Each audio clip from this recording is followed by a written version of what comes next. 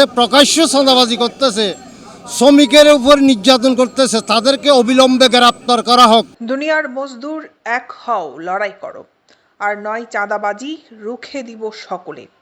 এই স্লোগানে কম্পিত হলো রাজপথ। প্রতিবাদী কণ্ঠে সড়কে নেমেছে তারা।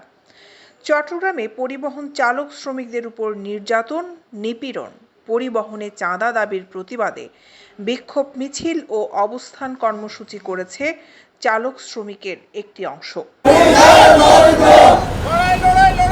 আজ বৃহস্পতিবার বিকেলে বৈষম্যহীন সড়ক পরিবহন চালক শ্রমিক বৃন্দের ব্যানারে এই বিক্ষোভ মিছিল ও অবস্থান কর্মসূচির আয়োজন করা হয়।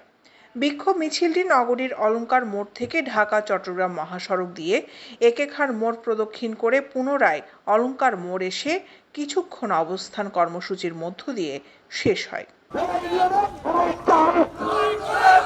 অবস্থান কর্মসূচি থেকে 2018 সালের আইন বাতিল এবং পরিবহন সেকশনে চাঁদাবাজি বন্ধ করতে অন্তর্বর্তীকালীন সরকারের দৃষ্টি আকর্ষণ করেন বক্তারা।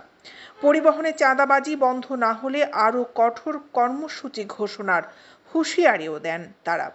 এছাড়া সড়ক চালক ফেডারেশনের সাবেক সভাপতি এনায়েতুল্লাহকে গ্রেফতারের দাবি জানানো হয়। যারা সাধারণ শ্রমিকদেরকে নির্যাতন করেছে, খুন করেছে, খুনের মাধ্যমে সকল স্তরের শ্রমিকদের থেকে কোটি কোটি টাকা সাদা হাতিয়ে নিয়েছে, আমরা তাদের বিরুদ্ধে আজকে রাস্তায় নেমে এসেছি।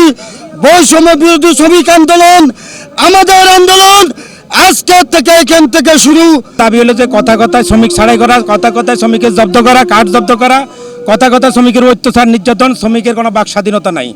আমাদের একটা শ্রমিকের ছেলেমেয়েরা কষ্ট করতে জামা কাপড় কিনতে পারতেছে না, আমাদের একটা ছেলেমেয়ের শ্রমিকের বাচ্চা কাচ্চা লেখাপড়া করতে পারছে না, অথচ আমাদের নেতৃবৃন্দর বিলাসিতার শেষ নাই। আপনারা যেখানে অত্যাচারিত হচ্ছেন আমাদের মতো রুখে দাঁড়ান। আমরা যেভাবে রুখে দাঁড়াইলাম এভাবে আপনারা সবাই সারা বাংলাদেশ থেকে সকল শ্রমিক ভাইরা যেহেতু রাস্তায় নেমে আসেন, তাহলে চাঁদাবাজি হবে না, চাঁদাবাজি বন্ধ হয়ে যাবে।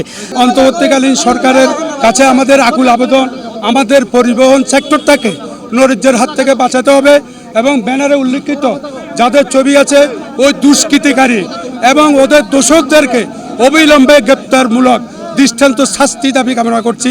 উক্ত বিক্ষোভ মিছিল ও অবস্থান কর্মসূচিতে বাংলাদেশ আন্তঃজেলা সড়ক চালক শ্রমিক ইউনিয়নের সাবেক সদস্য সভাপতি মোহাম্মদ ইব্রাহিমের সভাপতিত্বে ও সাবেক যুগ্ম সাধারণ সম্পাদক মোহাম্মদ রফিকের সঞ্চালনায় বক্তব্য রাখেন জুয়েল, জাকির হোসেন মিন্টু, নূর নবী মুসলিম, মোহাম্মদ শাহ আলম, হেলাল, আবুল হাশেম ইলিয়াস। দৈনিক আজাদী নিউজ ডেস্ক।